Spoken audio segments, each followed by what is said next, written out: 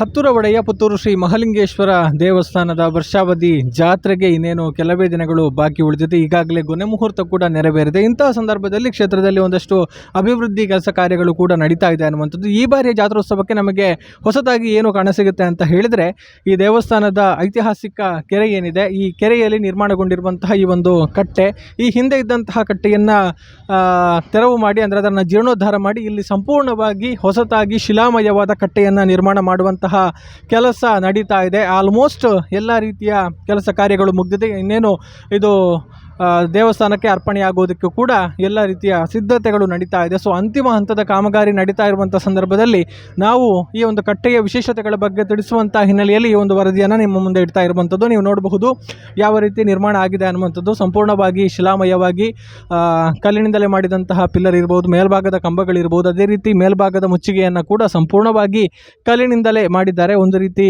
ಅತ್ಯಂತ ಆಕರ್ಷಕವಾಗಿ ಕಾಣುವಂತಹ ಒಂದು ಕಟ್ಟೆ ಅನ್ನುವಂಥದ್ದನ್ನು ನಾವು ಹೇಳಬಹುದು. ಪುತ್ತೂರು ಮಹಾಲಿಂಗೇಶ್ವರ ದೇವಸ್ಥಾನ ಅಂತ ಹೇಳಿದರೆ ಅದು ಹಲವು ವಿಶೇಷತೆಗಳ ಒಂದು ಬೀಡು ಅನ್ನುವಂಥದ್ದು. ಎಲ್ಲರೂ ಕೂಡ ಇಲ್ಲಿನ ಒಂದು ವಿಶೇಷತೆಗಳನ್ನು ನೋಡಿ ತಿಳ್ಕೊಂಡು ಅದನ್ನು ಲೋಕಕ್ಕೆ ತಿಳಿಸುವಂಥ ಒಂದು ಕೆಲಸವನ್ನು ಮಾಡ್ತಾ ಇದ್ದಾರೆ, ಹಾಡಿ ಹೊಗಳ್ತಾ ಇದ್ದಾರೆ. ಸೊ ಆ ಒಂದು ವಿಶೇಷತೆಗಳ ಸಾಲಿಗೆ ಇದು ಮತ್ತೊಂದು ಸೇರ್ಪಡೆ ಆಗ್ತಾ ಇದೆ ಅನ್ನುವಂಥದ್ದು. ಹಾಗಿದ್ರೆ ಇದರ ಒಂದು ವಿಶೇಷತೆ ಏನು, ಇದರ ಮಹತ್ವ ಏನು, ಯಾಕಾಗಿ ಶಿಲಾಮಯವಾಗಿ ನಿರ್ಮಾಣ ಮಾಡಲಾಗ್ತಾ ಇದೆ, ಎಲ್ಲ ವಿಚಾರಗಳನ್ನು ತಿಳಿಸುವಂಥ ಒಂದು ನಿಟ್ಟಿನಲ್ಲಿ ಒಂದಷ್ಟು ಮಾಹಿತಿಯನ್ನು ಕೂಡ ನಾವು ಪಡ್ಕೊಳ್ಬೇಕು. ಈಗ ಈ ಬಗ್ಗೆ ಇನ್ನಷ್ಟು ನಮಗೆ ಹೆಚ್ಚಿನ ಮಾಹಿತಿಯನ್ನು ತಿಳಿಸಿಕೊಡೋದಕ್ಕೆ ನಮ್ಮ ಜೊತೆಗೆ ದೇವಳದ ವಾಸ್ತುಶಿಲ್ಪಿಗಳು, ಜೊತೆಗೆ ಈ ಒಂದು ಕಟ್ಟೆಯ ವಾಸ್ತುಶಿಲ್ಪಿಗಳಾಗಿರುವಂತಹ PG ಜಗನಿವಾಸರಾವ್ ಅವರಿದ್ದಾರೆ. ಅವರಿಂದ ಒಂದಷ್ಟು ಮಾಹಿತಿಯನ್ನು ತಿಳಿದುಕೊಳ್ಳೋಣ. ನಮಸ್ತೆ ಸರ್. ನಮಸ್ತೆ. ಹೊಸತಾಗಿ ಶಿಲಾಮಯ ಕಟ್ಟೆ ನಿರ್ಮಾಣಗೊಂಡಿದೆ, ಏನಿದರ ವಿಶೇಷತೆ? ಮಹತೋಬಾರ ಮಹಾಲಿಂಗೇಶ್ವರ ದೇವಸ್ಥಾನದ ಐತಿಹಾಸಿಕ ಕೆರೆ, ಮುತ್ತು ಬೆಳೆಯುವ ಕೆರೆ ಅಂತಲೇ ಪ್ರತೀತಿ. ಹಾಗೆ ಈ ಕೆರೆಯ ಮಧ್ಯಭಾಗದಲ್ಲಿ ಕಟ್ಟೆ, ಮೊದಲು ಕಟ್ಟೆ ಇತ್ತು, ಕೆಳಗೆ ವರ್ಣನ ಮೂರ್ತಿ. ಹಾಗೆ ಆ ಕಟ್ಟೆಯ ಮಧ್ಯದಲ್ಲಿ ದೇವರು ವರ್ಷಕ್ಕೆ ಒಂದು ಬಾರಿ ಕುಳಿತು ಕಟ್ಟೆ ಪೂಜೆ ಆಗ್ತದೆ. ಹಾಗೆ ಕೆರೆ ಉತ್ಸವ ವರ್ಷದಲ್ಲಿ 3 ಬಾರಿ ಆಗ್ತದೆ. ಹಲವು ವರ್ಷಗಳ ಹಿಂದೆ ಇದರ ಹೂಳನ್ನೆಲ್ಲ ಎತ್ತಾಗಿತ್ತು, ಒಂದು 87-88ರಲ್ಲಿ. ಬಹುಶಃ ಹಿಂದೆ ಇರುವ ಕಟ್ಟೆ ಕಾಂಕ್ರೀಟಿಂದ ನಿರ್ಮಾಣ ಆಗಿತ್ತು. ಅದೊಂದು 60-70 ವರ್ಷಗಳ ಹಿಂದೆ ಆಗಿರ್ಬೋದು ಅಂತ ನಾವು ತಿಳ್ಕೊಳ್ತೇವೆ. ಅದರ ನಂತರ ಅದು ದಿನ ಹೋದಂತೆ, ಯಾಕಂದರೆ ಈ ಕಾಂಕ್ರೀಟ್ ಯಾವಾಗ ನೀರಿನ ಸಂಪರ್ಕಕ್ಕೆ ಬರ್ತದೆ ಅದರ ಆಯುಷ್ಯ ಕಡಿಮೆ ಆಗ್ತಾ ಹೋಗ್ತದೆ, ಶಿಥಿಲವಾಗ್ತಾ ಇತ್ತು. ಹಾಗೆ ಒಂದು 7-8 ವರ್ಷಗಳಿಂದ ನಾವು ಅದಕ್ಕೆ ಕಬ್ಬಿಣದ ಕ್ಲ್ಯಾಂಪ್ಗಳನ್ನು ಆಧಾರವಾಗಿ ಕೊಟ್ಟು ಅದನ್ನು ರಕ್ಷಿಸ್ತಾ ಇದ್ದೆವು. ಹಾಗೆ ಈ ಬಗ್ಗೆ ಆಡಳಿತ ಮಂಡಳಿ ಹಾಗೂ ಭಕ್ತಾದಿಗಳು ಯೋಚನೆ ಮಾಡ್ತಾ ಇದ್ದರು, ಅದನ್ನು ಹೊಸದಾಗಿ ನಿರ್ಮಾಣ ಮಾಡಬೇಕು ಅಂತ.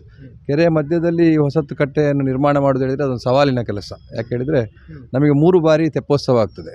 ಶಿವರಾತ್ರಿ ಹೊತ್ತಾಗ್ತದೆ, ಜಾತ್ರೆ ಮಧ್ಯದಲ್ಲಿ 14ನೇ ತಾರೀಕಿಗೆ ಆಗ್ತದೆ, ಹಾಗೆ ಲಕ್ಷ ದೀಪೋತ್ಸವ ಸಂದರ್ಭದಲ್ಲಿ ಆಗ್ತದೆ. ಈ ಉತ್ಸವಗಳಿಗೆ ತೊಂದರೆ ಆಗದ ರೀತಿಯಲ್ಲಿ ಆ ಕಟ್ಟೆ ರಚನೆ ಆಗಬೇಕು. ಅದರ ಜೊತೆ ಏನಂದರೆ ನೀರಿನ ಮಟ್ಟ, ನಿಮಗೆ ಮಳೆಗಾಲದಲ್ಲಿ ನಮಗೆ ಸಮಯ ಇದ್ದರೂ ಕೂಡ ಮಾಡಲಿಕ್ಕೆ ನೀರಿನ ಮಟ್ಟ ತೊಂದರೆ ಆಗ್ತದೆ. ಹಾಗಾಗಿ ಶಿವರಾತ್ರಿ ಕಳೆದು ಏನು ಜಾತ್ರೆ ಇದೆ ಆ ಮಧ್ಯದ ಒಂದು ಅವಧಿಯಲ್ಲಿ ಅದನ್ನು ಮಾಡುವ ಸಂಕಲ್ಪ ಮಾಡಿಕೊಂಡು ಈ ಬಾರಿ ಸ್ವಲ್ಪ ತಡ ಆಯಿತು ಆರಂಭ ಮಾಡುವಾಗ. ಮಾರ್ಚ್ 17ರಂದು ದೇವರಿಂದ ಅನುಜ್ಞೆಯನ್ನು ಅಪ್ಪಣೆಯನ್ನು ಪಡೆದುಕೊಂಡು ನಂತರ ಇದರ ನೀರು ಹಾರಿಸುವ ಕೆಲಸ ಮಾಡಿ ಈ ಕಟ್ಟೆಯ ಕಾಮಗಾರಿಗೆ ತೆಗೆದುಕೊಂಡಿದ್ದೇವೆ. ಹಾಗೆ ದೇವಳದ ಪ್ರಧಾನ ವಾಸ್ತುಶಿಲ್ಪಿಗಳು ಮುನಿಯಂಗಳ SM ಪ್ರಸಾದ್ ಅವರ ನಿರ್ದೇಶನದಲ್ಲಿ ಅದಕ್ಕೆ ಏನು ನಕ್ಷೆಯನ್ನು ಮಾಡಿಕೊಂಡು ಗುಣವಂತೇಶ್ವರ ಭಟ್ರು ಕಾರ್ಕಳದವರು, ಅವರು ಶಿಲಾಶಿಲ್ಪಿ, ಅವರ ನೇತೃತ್ವದಲ್ಲಿ ಶಿಲೆಯ ಕೆಲಸಗಳು, ಹಾಗೆ ಅದರ ಸಿವಿಲ್ ಕಾಮಗಾರಿ ಇತ್ಯಾದಿಗಳನ್ನು, ಅದನ್ನು ಈ ಬ್ರಿಡ್ಜ್, ಡ್ಯಾಮ್ ಇತ್ಯಾದಿಗಳನ್ನು ಮಾಡಿದ ಅನುಭವಿ ಸಿವಿಲ್ ಕಾಂಟ್ರಾಕ್ಟರ್ ಬೇಕಾಗ್ತದೆ. ಹಾಗೆ ಉಪ್ಪಂಗಳ ರಘುರಾಮ್ ಭಟ್ ಅವರ ನೇತೃತ್ವದಲ್ಲಿ ಆ ಕೆಲಸಗಳು ಆಗಿದೆ. ಹಾಗೆ ಮೊದಲಿಗೆ ಅದನ್ನು ನೀರಿನ ಮಟ್ಟವನ್ನು ಇಳಿಸುವಂಥ ಕೆಲಸ, ಪಂಪಲ್ಲಿ ಆರಿಸುವಂಥ ಕೆಲಸ ಆಯಿತು. ನಂತರ ಹಳೆ ಕಟ್ಟೆಯನ್ನು ತೆರವುಗೊಳಿಸುವುದು, ಅದು ಕೂಡ ಹಾಗೆ. ಅದಕ್ಕೊಂದು ಬಂಡನ್ನು ರಚಿಸಿಕೊಂಡು, ಮತ್ತೊಂದು ಸವಾಲು ಅಂದರೆ ಇಲ್ಲಿ ಮೀನುಗಳು, ಅಸಂಖ್ಯಾತ ಮೀನುಗಳಿದೆ, ಅವುಗಳ ರಕ್ಷಣೆ ಕೂಡ ನಮಗೆ ದೊಡ್ಡ ಹೊಣೆ. ಹಾಗೆ ಅದನ್ನು ರಕ್ಷಣೆಗೊಳಿಸುವ ಅದರ ಒಂದು ಮಹತ್ವಕ್ಕೆ ಬೇಕಾಗಿ ಇಡೀ ನೀರನ್ನು ಹಾರಿಸಲಿಲ್ಲ, ಎಷ್ಟು ನಮಗೆ ಬೇಕಷ್ಟನ್ನೇ ಮಾಡಿಕೊಂಡು ಈ ನಾವು ಬ್ರಿಡ್ಜ್ ಕನ್ಸ್ಟ್ರಕ್ಷನ್ಗಳಲ್ಲಿ ಮಾಡುವಂಥ ಸಿವಿಲ್ ವಿಧಾನ ಇದೆ. ಅಂದರೆ ಕಾಪರ್ ಡ್ಯಾಮ್ ಅಂತೇಳಿ, ಎಲ್ಲಿ ನಮಗೆ ಬೇಕು ಅಲ್ಲಿ ಮಾತ್ರ ಸುತ್ತಲೂ ನೀರು ಬಾರದಂತೆ ಒಳಗೆ ರಕ್ಷಣೆ ಮಾಡಿಕೊಂಡು ಅದನ್ನು ಮಾಡುವಂಥದ್ದು. ಹಾಗೆ ಅಲ್ಲಿ ವರ್ಣನ ಮೂರ್ತಿ ಇರುವ ಕಾರಣ ಇದನ್ನು ಸಾಲಿಡ್ ಆಗಿ ನಾವು ಫೌಂಡೇಶನ್ ಮಾಡುವಂತಿಲ್ಲ. ಈ ಫೌಂಡೇಶನ್ ಮಾಡುವಾಗ ಏನಂದರೆ 4 ಕಂಬಗಳು ಮೊದಲು ಇದೇ ರೀತಿ ಇತ್ತು, ಮಧ್ಯದಲ್ಲಿ ವರ್ಣನ ಮೂರ್ತಿ ಎಲ್ಲಿದೆ ಅದೇ, ಅದನ್ನು ಯಾವುದೇ ರೀತಿಯ ಚಾಲನೆ ಮಾಡದೆ ಈ ಕಟ್ಟೆ ಕಾಮಗಾರಿ ನೆರವೇರಿಸುವ ದೊಡ್ಡ ಹೊಣೆಗಾರಿಕೆ ಇದೆ. ಹಾಗಾಗಿ ಅದನ್ನು ಅತ್ಯಂತ ಜಾಗರೂಕತೆಯಿಂದ, ಮತ್ತು ಈಗ ಯಂತ್ರಗಳ ಸಹಾಯ, ಕ್ರೇನು ಇತ್ಯಾದಿಗಳು ಎಲ್ಲ ಅವರ ಹತ್ರ ಇದೆ, ಅದರ ಮೂಲಕ ಅದನ್ನು ಹಳೆ ಕಟ್ಟೆಯನ್ನು ತೆರವುಗೊಳಿಸಿ ಮತ್ತು ಹೊಸ ಕಟ್ಟೆಯನ್ನು ನಾವು ಕಾಂಕ್ರೀಟ್ ಕಟ್ಟಡವಾಗಿ ಮಾಡ್ತಾ ಇಲ್ಲ.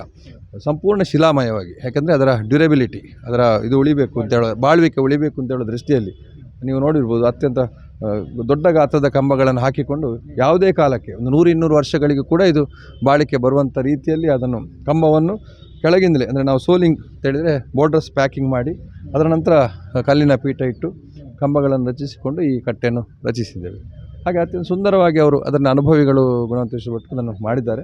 ಸವಾಲು ರೀತಿಯಲ್ಲಿ ರಾತ್ರಿ ಹಗಲು ಕೆಲಸ ಮಾಡ್ತಾ ಇದ್ದಾರೆ. ಹಾಗೆ ಆ ಸಂದರ್ಭದಲ್ಲಿ ವರುಣನ ಈಗಾಗಲೇ ನೀವು ಪ್ರಸಾರ ಮಾಡಿದ್ದೀರಿ, ಮೂರ್ತಿ ನಮಗೆ ಎಲ್ಲರಿಗೂ ಗೋಚರ ಆಗಿದೆ. ನಾವು ಅದನ್ನು 87-88ರಲ್ಲಿ ಕೂಡ ನೋಡಿದ್ದೆವು. ಆ ಕುಳಿತ ಭಂಗಿಯ ವರುಣನ ಮೂರ್ತಿ, ಅದರ ಕೆಳಗೆ ಒಂದು ಪಾಣಿಪೀಠ ಇತ್ತು. ಮತ್ತು ಅದರ ಕೆಳಗಿನ ಸುತ್ತಲಿನ ಕಲ್ಲನ್ನೆಲ್ಲ ತೆರವುಗೊಳಿಸುವಾಗ ಮತ್ತೆ ಒಂದು ದೊಡ್ಡ ಪಾಣಿಪೀಠ ನಮಗೆ ಗೋಚರ ಆಗಿತ್ತು. ಹಾಗೆ ಅದನ್ನು ಹಾಗೆ ಇಟ್ಟುಕೊಂಡು ಕೆಳಗೆ ಕೂಡ ಯಾವ ರೀತಿಯಲ್ಲಿ ಅದಕ್ಕೆ ಕಲ್ಲು ಹಾಸನ್ನು ಮಾಡಬೇಕು ಅಂತ ಯೋಚನೆ ಮಾಡಲಾಗಿದೆ. ಹಾಗೆ ಆ ಮೂರ್ತಿಯ ನೇರಕ್ಕೆ ಒಂದು ರಂಧ್ರ ಇದೆ ಕಟ್ಟೆಯಲ್ಲಿ, ಅದು ಮೊದಲು ಕೂಡ ಇತ್ತು, ಈಗ ಕೂಡ ಇದೆ. ಮತ್ತು ಮಧ್ಯದಲ್ಲಿ ಒಂದು ಪೀಠ ಬರ್ತದೆ. ಹಾಗೆ ಮತ್ತೊಂದು ಎಲ್ರಿಗೂ ಇದು ಇರ್ತದೆ ಕುತೂಹಲ, ಏನಂದರೆ ಈಗ ಜಾತ್ರೆಗೆ ಇನ್ನು ಕೆಲವೇ ದಿನಗಳಿದೆ, ನೀರು ತುಂಬಬಹುದಾ ಇಲ್ವಾ ಅಂತೇಳಿ. ನೀರು ಸಾಕಷ್ಟು ಮಟ್ಟಕ್ಕೆ ತುಂಬುತ್ತದೆ, ಯಾಕಂದರೆ ಇದನ್ನು ಈ ಕೆಲಸ ಆದ ಕೂಡಲೇ, ಈ ಪಂಪ್ ಮಾಡೋದನ್ನು ನಿಲ್ಲಿಸಿದ ಕೂಡಲೇ ಆದರೆ ಸುತ್ತು ಬರಲಿಕ್ಕೆ ಈ ಸರ್ತಿ ಆಗ್ತದೆ ಅಂತ ನಾವು ನೋಡಬೇಕಾಗಿದೆ. ಯಾಕಂದರೆ ಈ ಬಂಡನ್ನು ನಾವು ತೆರವುಗೊಳಿಸಿದರೆ ಮುಂದೆ ಮೆಟ್ಟಿಲುಗಳ ಇನ್ನೀಗ ಪೂಡದಿಂದ ನಮಗೆ ಅನುದಾನ ಬಂದ, ಸರ್ಕಾರದಿಂದ ಅನುದಾನ ಬಂದಂಥ ಕೆಲಸಗಳನ್ನು ಮಾಡಲಿಕ್ಕಿದೆ. ಹಾಗಾಗಿ ತಂತ್ರಿಗಳ ನಿರ್ದೇಶನದಲ್ಲಿ ಏನು ಮಾಡಲಿಕ್ಕೆ ಸಾಧ್ಯ ಇದೆ, ತೆಪ್ಪದಲ್ಲಿ ತೆಪ್ಪೋತ್ಸವ ಸಂದರ್ಭದಲ್ಲಿ ಪೂಜೆ ಮಾಡಿ ಕಟ್ಟೆಗೆ ತೆಪ್ಪದಲ್ಲೇ ಬಂದು ಕಟ್ಟೆ ಪೂಜೆ ನೆರವೇರಿಸಿಕೊಂಡು ಅದನ್ನು ಒಂದು ಸಣ್ಣ ರೀತಿಯಲ್ಲಿ ಶಾಸ್ತ್ರಕ್ಕೆ ಭಂಗ ಬರದ ರೀತಿಯಲ್ಲಿ ತೆಪ್ಪೋತ್ಸವ ಮಾಡುವ ಒಂದು ಸಂಕಲ್ಪ ಆಡಳಿತ ಮಂಡಳಿ ತಂತ್ರಿಗಳ ನಿರ್ದೇಶನ ಆಗಿದೆ. ಅಷ್ಟಕ್ಕೆ ಕೆಲಸಗಳು ಸಂಪೂರ್ಣ ಆಗ್ತದೆ.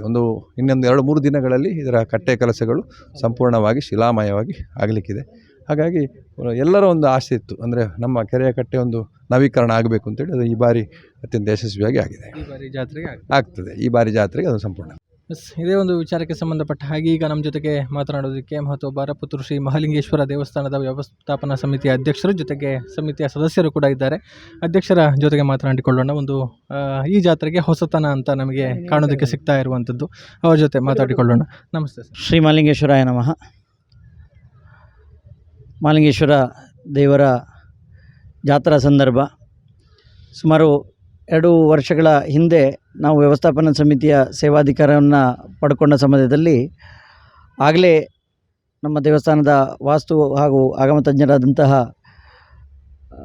ಜಗನ್ನಿವಾಸರಾವ್ ಅವರು ನಮ್ಮ ಗಮನವನ್ನು ಸೆಳೆದಿದ್ದರು. ಅವರು ಆವಾಗಲೇ ಅದನ್ನು ಹೇಳಿದರು, ಇಲ್ಲಿ ಇದು ನಮ್ಮ ಕೆರೆಯ ಕಟ್ಟೆ ಏನಿದೆ, ಕೆರೆಯ ಮಂಟಪ ಏನಿದೆ ಅದು ಶಿಥಿಲಗೊಂಡಿದೆ. ಸೊ ಹಾಗಾಗಿ ಅದನ್ನು ಶೀಘ್ರದಲ್ಲೇ ಅದನ್ನು ಪುನರ್ನಿರ್ಮಾಣ ಮಾಡಬೇಕಾಗಿದೆ, ನವೀಕರಣ ಜೀರ್ಣೋದ್ಧಾರ ಆಗಬೇಕಾಗಿದೆ ಅಂತ ಹೇಳೋದು. ಅದರಲ್ಲಿ ಏನಿತ್ತು ಅಂತ ಹೇಳಿದರೆ, ಆಗ ಆ ಸಂದರ್ಭದಲ್ಲಿ ಅವರು ಮತ್ತು ನಮ್ಮ ಇನ್ನೊಬ್ಬರು ಇಂಜಿನಿಯರ್ ರಾಮಚಂದ್ರ ಘಾಟೆಯವರು ಪ್ರತಿ ವರ್ಷ ಸುಮಾರು ವರ್ಷಗಳಿಂದ ಏನು ಮಂಟಪ ಇದೆ ಅದಕ್ಕೆ ಕೆಳಗಡೆಯಿಂದ ಜಾಕ ಕೊಟ್ಟು ಅದನ್ನು ನಿಲ್ಲಿಸುವಂಥ ಒಂದು ಕೆಲಸವನ್ನು ಮಾಡ್ತಾಯಿದ್ರು. ಬಹಳ ಕಷ್ಟದ ಕೆಲಸ. ನೀರಿನ ಅಡಿಗೆ ಹೋಗಿ ಅಲ್ಲಿ ಕೆಲಸ ಮಾಡಿ ಜಾಕ ಕೊಟ್ಟು ಅದನ್ನೊಂದು ಗಟ್ಟಿ ಮಾಡಬೇಕು ಅಂತೇಳಿದರೆ ಅಷ್ಟು ಸುಲಭದ ಕೆಲಸ ಅಲ್ಲ. ಭಾಳ ಪರಿಶ್ರಮಪಟ್ಟು ಆ ಕೆಲಸವನ್ನು ಅವರು ವರ್ಷದಿಂದ ವರ್ಷ ದೇವರ ಸೇವೆ ಅಂತ ಹೇಳುವ ರೀತಿಯಲ್ಲಿ ಮಾಡಿಕೊಳ್ತಾ ಇದ್ದರು. ಆ ಸಂದರ್ಭದಲ್ಲಿ ನಾವು ನಿರ್ಣಯ ಮಾಡಿದ್ದೆವು ವ್ಯವಸ್ಥಾಪನಾ ಸಮಿತಿಯಲ್ಲಿ, ಇದನ್ನು ನವೀಕರಣ ಜೀರ್ಣೋದ್ಧಾರ ಮಾಡಬೇಕು ಅಂತೇಳಿ. ಆದರೆ ಕಾಲ ಕೂಡಿ ಬರಬೇಕು, ಯಾವುದಕ್ಕೂ ಸಹ ದೇವರಿಗೆ ಅದು ಅನಿಸಬೇಕು. ನಾವು ನಿರ್ಣಯ ಮಾಡೋದು ದೊಡ್ಡ ವಿಷಯ ಅಲ್ಲ, ಅದು ದೇವರಿಗೆ ಅದು ಆಗಬೇಕು ಅಂತ ಹೇಳೋ ಸಂದರ್ಭ ಬಂದಾಗ ದೇವರು ನಮ್ಮ ಕೈಯಲ್ಲಿ ಮಾಡಿಸಿಕೊಳ್ತಾನೆ ಅಂತ ಹೇಳೋದಕ್ಕೆ ಇದೇ ಒಂದು ಉದಾಹರಣೆ. ಹಾಗಾಗಿ ಈ ವರ್ಷ ಯೋಗ ಆಗಿ ನಮಗೆ ಆ ಒಂದು ಅವಕಾಶ ಒದಗಿ ಬಂದಿದೆ. ಮಹಾಲಿಂಗೇಶ್ವರ ನಮಗೆ ಅದನ್ನು ಕರುಣಿಸಿದ್ದಾನೆ. ವಿಶೇಷವಾಗಿ ಈಗಾಗಲೇ ನಾನು ಒಂದು ಬಾರಿ ಹೇಳಿದ ಹಾಗೆ ನಮಗೆ ವಿಶೇಷವಾಗಿ ಇಲ್ಲಿ ಶ್ರೀ ಗುಣವಂತೇಶ್ವರ ಭಟ್ ಕಾರ್ಕಳದಿಂದ ಪುತ್ತೂರು ಮೂಲದವರೇ, ಅವರು ಈಗ ಕಾರ್ಕಳದಲ್ಲಿ ಕಾರ್ಯನಿರ್ವಹಿಸ್ತಾ ಇದ್ದಾರೆ. ಅವರು ಹಾಗೂ ರಘುರಾಮ್ ಭಟ್ ಅವರ ಒಂದು ನೇತೃತ್ವದಲ್ಲಿ ಈ ಕೆಲಸ ನಡೀತಾ ಇದೆ. ಅತ್ಯಂತ ಶೀಘ್ರದಲ್ಲಿ ಮಿಂಚಿನ ವೇಗದಲ್ಲಿ ಕೆಲಸ ಆದದ್ದನ್ನು ನೀವು ನೋಡಿದ್ದೀರಿ. ಸೊ ಇದು ಎಷ್ಟು ಬೇಗ ಅದನ್ನು ಕೆಳಗೆ ಇಳಿಸಿ ನಾವು ಅದನ್ನು ಇದು ಮಾಡಿ ತೆರವುಗೊಳಿಸಿದೆವೋ ಅಷ್ಟೇ ಶೀಘ್ರದಲ್ಲಿ ವಾಪಸ್ ಮೇಲೆ ಬಂದಿದೆ. ಅದು ಆ ಮಹಾಲಿಂಗೇಶ್ವರನ ಮಹಿಮೆಯಿಂದ ಆಗಿದೆ. ನಮ್ಮ ಉದ್ದೇಶ ಇದ್ದದ್ದು ಶಿಲಾಮಯ ಆಗಬೇಕು, ಆ ಮೂಲಕ ತಲೆತಲಾಂತರಗಳಲ್ಲಿ ಇಲ್ಲಿ ಅದನ್ನು ಉಳ್ಕೊಳ್ಬೇಕು ಅಂತ ಹೇಳುವಂಥ ನಮ್ಮ ಉದ್ದೇಶ. ಯಾಕೆಂತ ಹೇಳಿದ್ರೆ ಆಗಾಗ ಈ ಕೆಲಸ ಮಾಡಲಿಕ್ಕೆ ಆಗೋದಿಲ್ಲ. ಸೊ ಹಾಗಾಗಿ ಆ ಶಿಲಾಮಯ ಮಾಡುವುದರ ಮೂಲಕ ಒಂದು ಶಾಶ್ವತ ಅಂತೇಳಿದರೆ ಎಲ್ಲವೂ ನಶ್ವರವೇ, ಆದರೆ ಒಂದು ರೀತಿಯಲ್ಲಿ ಶಾಶ್ವತ ಅಂತೇಳಿ ಹೇಳುವ ರೀತಿಯಲ್ಲಿ ಒಂದಷ್ಟು 400 ವರ್ಷವೋ 600 ವರ್ಷವೋ ಅಥವಾ ಅದರಿಂದ ಮುಂದಿನ ವರ್ಷಗಳ ದೇವಾನುಗ್ರಹದಿಂದ ಅದು ಉಳಿಬೇಕು ಅಂತೇಳುವ ಒಂದು ಯೋಚನೆಯಲ್ಲಿ ಈ ಒಂದು ಕೆಲಸವನ್ನು ಈಗಾಗಲೇ ನಿರ್ವಹಣೆ ಮಾಡಲಾಗಿದೆ. ಇನ್ನೀಗ ಮುಂದೆ ನಾಳೆ ಮೇಲೆ ನೀವು ನೋಡೋದಾದರೆ ಅದರ ಮಾಡಿನ ಅಂದರೆ ಚಾವಣಿ ಕೆಲಸ ಮಾಡಲಿಕ್ಕಿದೆ, ಕಲ್ಲಿನ ಚಾವಣಿ ಕೆಲಸ ಮಾಡಲಿಕ್ಕಿದೆ. ಈಗ ಕಲ್ಲಿನ ಮುಚ್ಚಿಗೆ ಮಾಡಲಾಗಿದೆ, ಕಲ್ಲಿನ ಚಾವಣಿ ಕೆಲಸ ಮತ್ತು ಅಲ್ಲಿ ದೇವರು ಕೂತ್ಕೊಳ್ಳುವ ಪೀಠವನ್ನು ಕೆಲಸ ಮಾಡಿದಾಗ ಇದು ಸಂಪೂರ್ಣ ಆಗ್ತದೆ. ಹಾಗೆ ಅದರ ಅಲ್ಲಿ ದೀಪದ ವ್ಯವಸ್ಥೆಗೆ ಗ್ಯಾಸ್ ಲೈಟಿನ ದೀಪದ ರೀತಿ ವ್ಯವಸ್ಥೆ ಮಾಡಬೇಕು ಅಂತೇಳುವಂಥ ಒಂದು ಯೋಚನೆ ಇದೆ. ಅದನ್ನು ಕೇಳಿದ್ದೇವೆ. ಈಗ ನಾವು ಇಂಜಿನಿಯರ್ ನಾವೆಲ್ಲ ಅದರ ಬಗ್ಗೆ ಚರ್ಚೆ ನಡೆಸ್ತಾ ಇದ್ದೇವೆ. ಸಾಧ್ಯ ಆದರೆ ಅದು ಗ್ಯಾಸ್ ಲೈಟ್ನ ದೀಪ ಆದರೆ ಹಳೆಯ ರೀತಿ ಪುರಾತನ ರೀತಿಯಲ್ಲಿ ಮತ್ತು ದೀಪ ಇಡುವ ರೀತಿಯಲ್ಲಿ ಆದರೆ ಮತ್ತು ಸಾಂಪ್ರದಾಯಿಕ ಆಗ್ತದೆ ಅಂತ ಹೇಳುವಂಥ ರೀತಿಯಲ್ಲಿ ಹಾಗೆ ಮಾಡಬೇಕು ಅಂತೇಳುವ ಒಂದು ಯೋಚನೆ ಇದೆ. ಅದು ಹೇಗೆ ಆಗ್ತದೆ ಅಂತ ಹೇಳೋದನ್ನು ನೋಡಬೇಕು. ಅದಲ್ಲದೆ ನಾಡಿದ್ದು ಈಗ ವರುಣನ ಮೂರ್ತಿಯನ್ನು ಪುನಃ ವರುಣ ದೇವರನ್ನು ಜನರಿಗೆ ನೋಡಬೇಕು ಅಂತ ಭಾಳ ಇಚ್ಛೆ ಇದೆ. ಸೊ ಹಾಗಾಗಿ 9ನೇ ತಾರೀಕು ರಾತ್ರಿ ಇಲ್ಲಿ ವಾಸ್ತು ಹೋಮ ಕಾರ್ಯಕ್ರಮ, ವಾಸ್ತು ಬಲಿ ಆ ಕಾರ್ಯಕ್ರಮಗಳು ನಡೀಲಿಕ್ಕಿದೆ. ಮತ್ತು 10ನೇ ತಾರೀಕು ಬೆಳಿಗ್ಗೆ ವರುಣದೇವರ ವಿಶೇಷ ಪೂಜೆ, ಸಾರ್ವಜನಿಕವಾಗಿ ಜನರಿಗೆ ನೋಡಲಿಕ್ಕೆ ಒಂದು ಅವಕಾಶ ಮಾಡುವಂತಹ ಒಂದು ವ್ಯವಸ್ಥೆ, ಸಾರ್ವಜನಿಕವಾಗಿ ವರುಣದೇವರಿಗೆ ಪ್ರಾರ್ಥನೆ ಮಾಡುವಂಥ ಅವಕಾಶ ಕೂಡ ಈ ಸಂದರ್ಭದಲ್ಲಿ ಕೊಡುವ ಬಗ್ಗೆ ನಾವು ನಿರ್ಣಯ ಮಾಡಿದ್ದೇವೆ. ತಂತ್ರಿಗಳ ಮತ್ತು ಪ್ರಧಾನ ಅರ್ಚಕರ ಒಂದು ನೇತೃತ್ವದಲ್ಲಿ ಈ ಕಾರ್ಯಕ್ರಮ ನಡೀಲಿಕ್ಕಿದೆ. ಅಲ್ಲಿ ವರುಣದೇವರಿಗೆ ಪ್ರಾರ್ಥನೆ ಹಾಗೂ ಆರತಿ ಮಾಡಿಸುವಂತಹ ಒಂದು ವ್ಯವಸ್ಥೆ ಇರ್ತದೆ. ಹಾಗೆ ವಿಶೇಷ ಉಲ್ಲೇಖ ಮಾಡೋದೇನು ಅಂತ ಹೇಳಿದರೆ 1837ರಲ್ಲಿ ಇಲ್ಲಿ ಈ ದೇವಸ್ಥಾನದ ಜಮಾಬಂದಿ ಕಾರ್ಯಕ್ರಮ ನಡೆದಿದ್ದಾಗ ಬ್ರಿಟಿಷರು ಇಲ್ಲಿ ಬಂದಿದ್ದಾಗ ಅವರು ಇಡೀ ಊರಲ್ಲಿ ಬರಗಾಲ ಬಂದಿತ್ತು. ಹಾಗಾಗಿ ಜಮಾಬಂದಿಯನ್ನು ಜನರು ವಿರೋಧ ಮಾಡಿದರು ಹಾಗೂ ಇಂಗ್ಲೀಷರನ್ನು ಇಲ್ಲಿಂದ ಓಡಿಸಿದರು ರಾಮೇಗೌಡರ ನೇತೃತ್ವದಲ್ಲಿ. ಹಾಗೆ ವಿವಿಧ ಜನರ ಎಲ್ಲ ಊರಿನವರ ಸೇರುವಿಕೆಯಿಂದ ಆಗಿತ್ತು.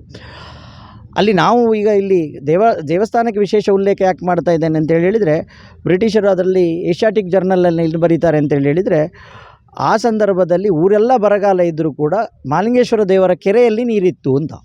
ಸೊ ಹಾಗಾಗಿ ಆ ವರುಣದೇವರು ಅಲ್ಲಿ ಇದ್ದದ್ರಿಂದ ಆ ನೀರಿತ್ತು ಅಂತ ಹೇಳುವುದನ್ನು ನಾವು ಗಮನಿಸಬೇಕಾಗ್ತದೆ. ಹಾಗಾಗಿ ಈ ವರುಣದೇವರ ಪ್ರಾರ್ಥನೆ ಮಾಡಿದಲ್ಲಿ ಖಂಡಿತವಾಗಿ ಯಾರಿಗೆಲ್ಲ ನೀರಿನ ತೊಂದರೆ ಇದೆ ಅವರಿಗೆ ಖಂಡಿತವಾಗಿ ಆ ಒಂದು ನೀರಿನ ಅನುಗ್ರಹವನ್ನು ದೇವರು ಕರುಣಿಸುವಂಥ ಸಾಧ್ಯತೆ ಇದೆ ಅಂತ ಹೇಳುವುದನ್ನು ನಾವಿಲ್ಲಿ ಗಮನಿಸಬೇಕಾಗ್ತದೆ. ಹಾಗೂ ದೇವರನ್ನು ಆ ರೀತಿಯಲ್ಲಿ ನಾವು ಪ್ರಾರ್ಥನೆ ಮಾಡಿ ಊರಿಗೆ, ಪುತ್ತೂರಿಗೆ ಮತ್ತು ಹತ್ತೂರಿಗೆ ವರುಣದೇವರ ಮತ್ತು ಮಹಾಲಿಂಗೇಶ್ವರರ ಅನುಗ್ರಹ ಯಾವತ್ತೂ ಇರಲಿ. ಜೊತೆಗೆ ಏನು ಕಾಣ್ಬೋದು, ಈ ಒಂದು ಕಟ್ಟೆ ಹೊಸದಾಗಿ ಜನರಿಗೆ ನೋಡಲಿಕ್ಕೆ ಸಿಗುತ್ತೆ. ಇದರ ಜೊತೆಗೆ ಇನ್ನಿರುವಂತಹ ಹೊಸ ಅಂಶಗಳು, ಕಟ್ಟೆಯ ಸುತ್ತಕ್ಕೆ ಈಗ ಈ ಜಾತ್ರೆಯ ಸಂದರ್ಭದಲ್ಲಿ ಕಟ್ಟೆಯ ಸುತ್ತ ನಾವೀಗ ಈ ಒಂದು ಸ್ಟೆಪ್ ಕಾಣ್ತದೆ. ಆ ಸ್ಟೆಪ್ಪಿಗೆ ಒಂದು ಶಿಲೆಯನ್ನು ನಾವು ಇಡುವಂತಹ ಒಂದು ವ್ಯವಸ್ಥೆ ಮಾಡ್ತದೆ. ಅಲ್ಲಿ ತೂಗು ದೀಪದ ರೀತಿಯಲ್ಲಿ ಒಂದು ವ್ಯವಸ್ಥೆ ಮಾಡಬೇಕು ಅಂತ ಹೇಳುವಂಥ ಯೋಚನೆ ಇದೆ. ಅದನ್ನೊಂದು ನೋಡ್ಬೋದು, ಸಾಧ್ಯ ಆದರೆ ಅದನ್ನೊಂದು ಮಾಡಬೇಕು ಅಂತ ಹೇಳುವಂಥ ಯೋಚನೆ ಇದೆ. ಮತ್ತು ಇಲ್ಲಿ ಈ ಶಿಲೆಯಲ್ಲಿ ನೋಡುವಂಥದ್ದೇ ವಿಶೇಷ, ಅದುವೇ ವಿಶೇಷ. ಸೊ ಇನ್ನೀಗ ಮತ್ತಿನ ವಿಶೇಷಗಳನ್ನು ಜಾತ್ರೆಯ ವಿಷಯದಲ್ಲಿ ನಾವು ಮಾತಾಡುವ. ಕೆರೆಯ ಸುತ್ತ ಏನು ವಿಶೇಷ ಅಂತ ನೀವು ಕೇಳಿದಿರಿ. ಈ ಕೆರೆ ಜೀರ್ಣೋದ್ಧಾರ ಆದ್ದರಿಂದಲೋ ಏನೋ ಇವತ್ತು ಏನಾಗಿದೆ, ಮೊನ್ನೆ ನಮ್ಮ ಸಭೆಯಲ್ಲಿ ಮಾತಾಡುವಾಗ ಇಲ್ಲಿ 20ನೇ ತಾರೀಕಿಗೆ ಭೂತದ ಕೋಲ ಆಗ್ತದೆ, ದೈವ ಕೋಲ ಆಗ್ತದೆ. ಆ ಸಂದರ್ಭ ಪಂಜುರ್ಲಿ ಕೋಲ ಏನು ನಡೀತದೆ, ಅಲ್ಲಿ ಅಣಿ ಕಟ್ತಾ ಇರಲಿಲ್ಲ ಮೊದಲು. ಈ ವರ್ಷ ಅಣಿ ಕಟ್ಟಿಸಬೇಕು ಅಂತೇಳುವಂಥದ್ದು ನಮ್ಮ ಯೋಚನೆ ಇದೆ. ಕಟ್ಟುವ ಬಗ್ಗೆ ವ್ಯವಸ್ಥೆ ಆಗ್ತದೆ. ಹಾಗೂ ಹೆಚ್ಚಿನ ಸಂಖ್ಯೆಯಲ್ಲಿ ಜನರು ಸೇರಿ ದೈವದ ನರ್ತನ ಸೇವೆ ಆಗಬೇಕು ಅಂತೇಳಿ, ಅಂದರೆ ಒಂದು ಕಟ್ಟುಗಟ್ಟಲೆಗೆ ನರ್ತನ ಆದ ರೀತಿಯಲ್ಲಿ ಅಲ್ಲಿ ಆಗ್ತಾ ಇತ್ತಷ್ಟೇ. ಈ ಬಾರಿ ಅದು ಪೂರ್ಣ ಪ್ರಮಾಣದಲ್ಲಿ ಆಗಬೇಕು ಅಂತೇಳುವಂಥ ಉದ್ದೇಶ ಇದೆ, ಸಂಕಲ್ಪ ಇದೆ. ದೇವರು ಅದನ್ನು ನಡೆಸ್ಕೊಡ್ತಾನೆ. ಆ ಮೂಲಕ ಈ ಭಾಗದಲ್ಲಿ ಮತ್ತಷ್ಟು ಬೆಳಕು ಬರ್ತದೆ. ಪಂಜುರ್ಲಿ ಮತ್ತು ಅಂಗಣತಾಯ ಎರಡೂ ಇದೆ ಆ ದಿವಸ. ವಿಶೇಷವಾಗಿ ಪಂಜುರ್ಲಿ ಅಣಿ ಕಟ್ತಾ ಇರಲಿಲ್ಲ ಅಂತೇಳುವಂಥ ನಾವು ಗಮನಿಸಿದಂಥ ವಿಷಯ. ಸೊ ಅದನ್ನು ಈ ಬಾರಿ ಅಣಿ ಕಟ್ಟಿಸುವಂಥ ವ್ಯವಸ್ಥೆ ಸಂಪೂರ್ಣ ಶಾಸ್ತ್ರೋತ್ತರವಾಗಿ ಮಾಡಬೇಕು.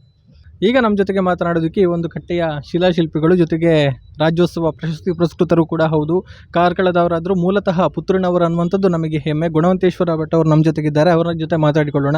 ಸರ್, ಹೇಗಿತ್ತು ಈ ಒಂದು ಕೆಲಸದ ಅನುಭವ? ಶ್ರೀ ಮಹಾಲಿಂಗೇಶ್ವರಾಯ ನಮಃ. ಪ್ರಥಮವಾಗಿ ಇಲ್ಲಿಯ ಆಡಳಿತ ಸಮಿತಿಯವರಿಗೆ ಮತ್ತು ಪುತ್ತೂರಿನ ಮಹಾಜನತೆಗೆ ನಾನು ಮೊದಲನೆಯದಾಗಿ ವಂದಿಸ್ಕೊಳ್ಬೇಕು. ಯಾಕೆಂತಂದರೆ ಮಹಾಪುಣ್ಯದ ಕಾರ್ಯ ನನ್ನ ಪಾಲಿಗೆ ಒದಗಿ ಬಂದಿದೆ. ಯಾಕೆಂತಂದರೆ ಬಹಳ ವರ್ಷಗಳಿಂದ ಅದು ಶಿಥಿಲಾವಸ್ಥೆಯಲ್ಲಿ ಇದ್ದಂತಹ ಒಂದು ಪೀಠವನ್ನು ಅಥವಾ ಒಂದು ಆ ಮಂಟಪವನ್ನು ತೆಗೆದು ಇವತ್ತು ಶಿಲಾಮಯ ಮಾಡುವಂತಹ ಯೋಗ ಭಾಗ್ಯ ಇವತ್ತು ನನ್ನ ಪಾಲಿಗೆ ಬಂದಿದೆ ಅಂತ ಹೇಳಿದರೆ ಅದು ನನ್ನ ಪೂರ್ವಜನ್ಮದ ಪುಣ್ಯಫಲ ಅಂತ ನೆನೆಸ್ಕೊಳ್ತೇನೆ. ಸುಮಾರು 28ನೇ ತಾರೀಕು ಫೆಬ್ರವರಿ ನಾನು ದೇವಸ್ಥಾನದ ಕಡೆಗೆ ಬಂದಾಗ ಅಧ್ಯಕ್ಷರು ನಾವೊಂದು ಸ್ವಲ್ಪ ಮಾತಾಡಲಿಕ್ಕಿದೆ ಬನ್ನಿ ಅಂತ ಕರೆದ್ರು. ಅಲ್ಲಿಂದ 45 ದಿವಸಗಳ ಕಾಲ ಮಾತ್ರ ಅವಕಾಶ ಇತ್ತು. ನಿಮಗೆ ಇದನ್ನು ಬದಲಾವಣೆ ಮಾಡಬೇಕು, ಈ ಕಟ್ಟೆಯನ್ನು ಬದಲಾವಣೆ ಮಾಡಬೇಕಾಗಿದೆ ಅಂತೇಳಿ ಹೇಳಿದರು. ನನಗೆ ಒಂದೇ ಸಾರಿ ಏನು ಮಾಡಬೇಕು ಅಂತ ಯೋಚನೆ ಆಗಲಿಲ್ಲ. ಆದರೂ ನಮಗೆ ಸಿಕ್ಕಿದ ಸೌಭಾಗ್ಯ ಇದನ್ನು ಬಿಡಬಾರದು ಅಂತೇಳಿ ಹೇಳ್ಕೊಂಡು ಒಪ್ಪಿಕೊಂಡಾಯಿತು. ಆಮೇಲೆ ಅದಕ್ಕೆ ಬೇಕಾದಂಥ ಪೂರ್ವ ತಯಾರಿಗಳು, ನೀರಿನ ಅಡಿಯಲ್ಲಿ ಮಾಡೋದು ಏನೇನು ಮಾಡಬೇಕು, ಹೇಗೆ ಮಾಡಬೇಕು ಅಂತೇಳಿ ಹೇಳುವಂಥ ಸಮಸ್ಯೆಗಳು ನನ್ನ ಕಣ್ಣ ಎದುರಿತ್ತು. ಅದು ಮಹಾಲಿಂಗೇಶ್ವರನ ಕೃಪೆಯಿಂದ ಅದಕ್ಕೆ ಸರಿಯಾದಂಥವರು ಕೂಡ ನಮ್ಮ ಜೊತೆಗೆ ಆ ದಿವಸ ರಘುರಾಮ್ ಭಟ್ರು ಉಪ್ಪಂಗಳ ಅವರು ನಮಗೆ ಭಾವ ಕೂಡ ಅವರು ನಮ್ಮ ಜೊತೆಗೆ ಇದ್ದದ್ದರಿಂದಾಗಿ ಆ ಕೆಲಸವು ಕೂಡ ಅತ್ಯಂತ ಸುಲಭವಾಗಿ ಆಗುವಂಥ ಒಂದು ಭಾಗ್ಯವನ್ನು ಮಹಾಲಿಂಗೇಶ್ವರ ಒದಗಿಸಿಕೊಟ್ಟ.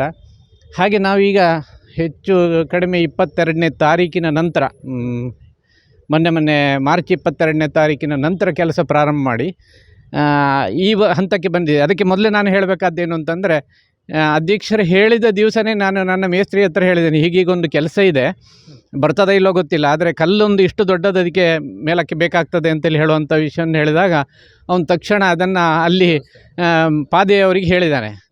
ಅದು ಮಹಾಲಿಂಗೇಶ್ವರ ಕೃಪೆಯಿಂದ ಅದು 3-4 ತಿಂಗಳು ಕಾಯುವಂಥ ಒಂದು ದೊಡ್ಡ ಶಿಲೆ. ಅದು ಕೂಡ ನಮಗೆ ಆದಷ್ಟು ಬೇಗನೆ ಮೊದಲನೆಯದಾಗಿ ಅದೇ ಬಂದು ಬಿಡ್ತು. ಅಲ್ಲಿಂದ ಪ್ರಾರಂಭ ಆದಂಥ ಕೆಲಸಗಳನ್ನು ನಾವು ನಿಲ್ಲಿಸಲಿಲ್ಲ, ಅಲ್ಲಿ ಕಾರ್ಕಳದಲ್ಲಿ ಮಾಡ್ತಾ ಇದ್ದೆವು. ಇಲ್ಲಿಗ ಮೊನ್ನೆ 22ನೇ ತಾರೀಕಿನ ನಂತರ ಪ್ರಾರಂಭ ಆಗಿ ಕೆಲವು ದಿವಸ ರಾತ್ರಿಯೂ ಕೂಡ ಮಾಡಿ ಒಂದು ಹಂತಕ್ಕೆ ಬಂದಿದೆ. ಅದು ಇನ್ನು ಮುಂದೆ ಏನು ಅಪೇಕ್ಷೆ ಪಟ್ಟಿದ್ದಾರೆ ದೇವಾಲಯದವರು ಅಷ್ಟು ಬೇಗನೆ ಅದನ್ನು ಅವರ ಸ್ವಾಧೀನ ಬಿಟ್ಟುಕೊಡುವಂತಹ ಕೆಲಸವನ್ನು ಮಹಾಲಿಂಗೇಶ್ವರ ಒದಗಿಸಿಕೊಡ್ತಾನೆ. ಆ ಒಂದು ಸೌಭಾಗ್ಯವನ್ನು ನಮಗೆ ಅವನು ಕರೆದುಕೊಟ್ಟಿದ್ದಾನೆ. ಅದರಿಂದಾಗಿ ಅದು ಆಗ್ತದೆ ಅಂತೇಳಿ ವಿಶ್ವಾಸವನ್ನು ತಮ್ಮ ಎಲ್ಲ ಜನತೆಯ ಮುಂದೆ ನಾನು ಇಡೋದಕ್ಕೆ ಇಷ್ಟಪಡ್ತೇನೆ. ಹಾಗೆ ಮಹಾಲಿಂಗೇಶ್ವರನ ಒಂದು ನಮಗೆ ಅವನ ಅನುಗ್ರಹ ಯಾವಾಗಲೂ ಇರಲಿ ಅಂತ ಪ್ರಾರ್ಥನೆ ಮಾಡ್ತಾ ಎಲ್ರಿಗೂ ವಂದಿಸ್ಕೊಂಡು 2 ಮಾತುಗಳನ್ನ ಮುಗಿಸ್ತೇನೆ. ಇದು ಕೆಳಗೆ ಒಂದು 3 ಫೀಟು ಒಂದು ಕೆಳಗಿನ ಭಾಗದಲ್ಲಿ ಬಾರ್ಡರ್ಸ್ ಎಲ್ಲ ಹಾಕಿ, ಅದು ನನಗೆ ಅದನ್ನು ಶಬ್ದಗಳು ಗೊತ್ತಿಲ್ಲ, ಆ ಥರ ನಮಗೆ ಪ್ಯಾಕಿಂಗ್ ಮಾಡಿ ಕೊಟ್ಟಿದ್ದಾರೆ. ಅದರ ಮೇಲಿಂದ 3 ಫೀಟು ಚೌಕದ ಕಲ್ಲು 1 ಅಡಿ ದಪ್ಪದ್ದು, ಅದರ ಮೇಲೆ ನಮ್ಮ ಈ ಕೆಳಗಿನ ಪಿಲ್ಲರನ್ನು ನಿಲ್ಲಿಸಿದ್ದೇವೆ, ಕಂಬಗಳನ್ನು ನಿಲ್ಲಿಸಿದ್ದೇವೆ. ಅದರ ಮೇಲೆ ಈ 1 ಅಡಿಯಷ್ಟು 1 ಅಡಿ 15 ಇಂಚು ಭೀಮ್ಗಳನ್ನು ಇಟ್ಟು ಅದರ ಮೇಲೆ ಏಕಶಿಲೆಯ ಸ್ಲ್ಯಾಬನ್ನು ಕೂರಿಸಿದ್ದೇವೆ. ಅದರ ಮೇಲೆ ಸ್ತಂಭಗಳ ಮೇಲೆ ಮತ್ತು ಉತ್ತರ ಕಲ್ಲನ್ನು ಇಟ್ಟು ಅದರ ಮೇಲೆ ಮುಚ್ಚಿಗೆಯನ್ನು, ಕರ್ಣ ಮುಚ್ಚಿಗೆ ಅಂತ ಹೇಳಿದ್ದೇವೆ, ಅದನ್ನು ಇಟ್ಟುಬಿಟ್ಟು ಇನ್ನು ಅದರ ಮೇಲೆ ಮತ್ತು ಮಾಡಿನ ಕೆಲಸ ನಡೆಯುವಂಥ ಇನ್ನು ವ್ಯವಸ್ಥೆ ಆಗ್ತದೆ. ಹೀಗಾಗಿ ಇಷ್ಟು ಕೆಲಸಗಳು, ಶಿಲೆಯ ವಿಶೇಷತೆ ಇದೆ. ಸ್ತಂಭಗಳಲ್ಲಿ ಸ್ವಲ್ಪ ಮಟ್ಟಿಗೆ ಅವಕಾಶ ಸಿಕ್ಕಿದ್ದಷ್ಟು ಕೆತ್ತನೆಗಳನ್ನು ಮಾಡಿದ್ದೇವೆ, ತುಂಬ ಮಾಡಲಿಕ್ಕಾಗ್ತದೆ. ಇದರಲ್ಲಿ ಇಷ್ಟು ಸಾಧ್ಯ ಅದರಿಂದಾಗಿ ಇಷ್ಟು ಮಾಡಿದ್ದೇವೆ. ಇನ್ನು ಮುಂದೆ ದೇವರು ಹೇಗೆ ನಡೆಸ್ತಾನೆ ಅದನ್ನು ಮಾಡಿಕೊಂಡು ಹೋಗ್ತೇವೆ. ಧನ್ಯವಾದಗಳು. ಇದರ ಒಂದು ಕೆಲಸವನ್ನು ನಿರ್ವಹಿಸಿದಂತಹ ಗುತ್ತಿಗೆದಾರರು ಜೊತೆಗೆ ಇಂಜಿನಿಯರ್ ಕೂಡ ಆಗಿರುವಂತಹ ರಘುರಾಮ್ ಭಟ್ ಉಪ್ಪಂಗಳವರಿದ್ದಾರೆ. ಅವರ ಒಂದು ಅನುಭವ ಕೇಳೋಣ. ಯಾಕಂತ ಹೇಳಿದರೆ ಕೆರೆಯ ಮಧ್ಯೆ ಮಾಡಬೇಕಾದಂಥ ಕೆಲಸ ಸವಾಲು ಇದ್ದೇ ಇರುತ್ತೆ. ಎಲ್ರಿಗೂ ನಮಸ್ಕಾರ. 17ನೇ ತಾರೀಕಿಗೆ ಇಲ್ಲಿ ಅನುಜ್ಞಾ ಕಲಶ ಆಗಿದೆ. ಅದು ಅನುಜ್ಞಾ ಕಲಶ ಆಗಿ ದಿವಸ ಅಡಿಯಲ್ಲಿ ಬಿಡೋದು ಬೇಡ ಅಂಥೇಳಿ ಆವತ್ತಿಂದ ಕೆರೆ ಫಸ್ಟು ನೀರನ್ನು ಸ್ವಲ್ಪ ಲೆವೆಲನ್ನು ತಗ್ಗಿಸೋ ಕೆಲಸಗಳಿತ್ತು. ಹಾಗೆ ಅದನ್ನು ಮಾಡಬೇಕಿದ್ರೆ ತುಂಬ ಮೀನುಗಳಿದೆ.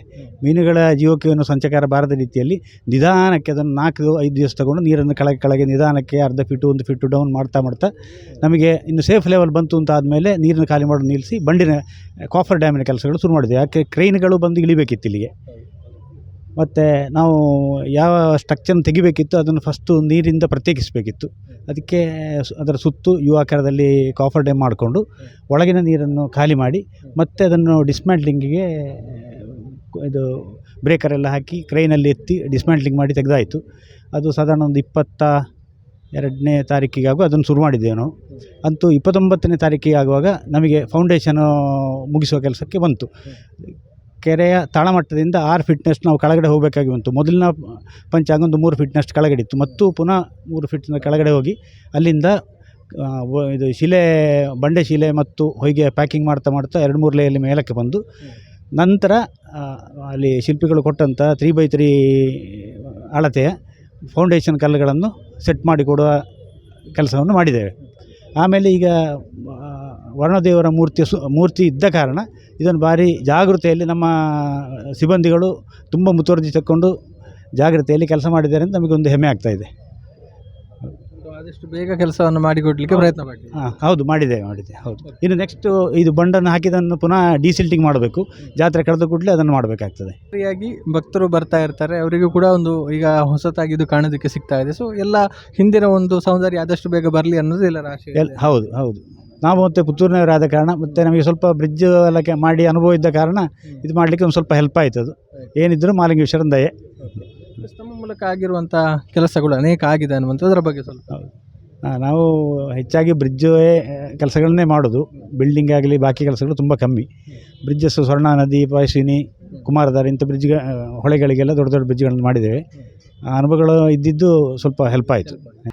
ಇದು ನೂತನವಾಗಿ ನಿರ್ಮಾಣ ಆಗ್ತಾ ಇರುವಂತಹ ಇನ್ನೇನು ಅಂತಿಮ ಹಂತದಲ್ಲಿರುವಂತಹ ಮಹಾಲಿಂಗೇಶ್ವರ ದೇವರ ಕೆರೆಯ ಕಟ್ಟೆಯ ಬಗೆಗಿನ ಒಂದಷ್ಟು ಮಾಹಿತಿ. ಹೇಗೆ ಇದರ ಬಗ್ಗೆ ಯೋಚನೆಗಳು ಬಂತು, ಹೇಗೆ ಕೆಲಸ ಕಾರ್ಯಗಳಾಯಿತು, ಏನೆಲ್ಲ ವಿಶೇಷತೆಗಳು ಕಂಡು ಬಂತು ಈ ಸಂದರ್ಭದಲ್ಲಿ ಎಲ್ಲವನ್ನು ಕೂಡ ನಮಗೆ ಮಾಹಿತಿಯನ್ನು ತಿಳಿಸಿಕೊಟ್ಟಿದ್ದಾರೆ. ಸೊ ಇನ್ನೇನು 2-3 ದಿನಗಳ ಕೆಲಸದಲ್ಲಿ ಇದೆಲ್ಲವೂ ಕೂಡ ಸಂಪೂರ್ಣ ಆಗುತ್ತೆ ಅನ್ನುವಂಥದ್ದು. ಸೊ ಹೊಸತಾಗಿ ಒಂದು ವಿನ್ಯಾಸದಲ್ಲಿ ಸಂಪೂರ್ಣ ಶಿಲಾಮಯವಾಗಿ ಇನ್ನೊಂದಷ್ಟು ವರ್ಷಗಳಿಗೆ ಯಾವುದೇ ರೀತಿ ಕೊರತೆಗಳಿಲ್ಲದ ಹಾಗೆ ಒಂದು ರೀತಿಯ ಶಾಶ್ವತವಾದ ವ್ಯವಸ್ಥೆಯನ್ನು ಮಾಡಬೇಕು ಎನ್ನುವಂಥ ನೆಲೆಯಲ್ಲಿ ಆಗಿರುವಂತಹ ಒಂದು ಕೆಲಸ ಇದು. ಈ ಬಾರಿಯ ಜಾತ್ರೋತ್ಸವಕ್ಕೆ ಬರುವಂಥ ಭಕ್ತಾದಿಗಳಿಗೆ ಇದೆಲ್ಲವೂ ಕೂಡ ಕಾಣೋದಕ್ಕೆ ಸಿಗುತ್ತೆ. ಜೊತೆಗೆ ತೆಪ್ಪೋತ್ಸವವನ್ನು ಕೂಡ ಕಣ್ತುಂಬಿಕೊಳ್ಳಬಹುದು. ಜೊತೆಗೆ ಇನ್ನೊಂದಷ್ಟು ಹೊಸ ವಿಚಾರಗಳನ್ನು ಕೆರೆಯ ಸುತ್ತ ಮಾಡೋದಕ್ಕೆ ವ್ಯವಸ್ಥಾಪನಾ ಸಮಿತಿ ಕೂಡ ಸಿದ್ಧತೆಗಳನ್ನು ಮಾಡಿಕೊಂಡಿದೆ. ಸೊ ಜಾತ್ರೆಯ ಸಂದರ್ಭ ಅದೆಲ್ಲವೂ ಕೂಡ ನಮಗೆ ನೋಡೋದಕ್ಕೆ ಸಿಗುತ್ತೆ ಅಂತ ಹೇಳ್ತಾ, ಲೋಕೇಶ್ ಬನ್ನೂರು ಜೊತೆಗೆ ಗೌತಮ್ ಶೆಟ್ಟಿ, ಸುದ್ದಿ ನ್ಯೂಸ್, ಪುತ್ತೂರು.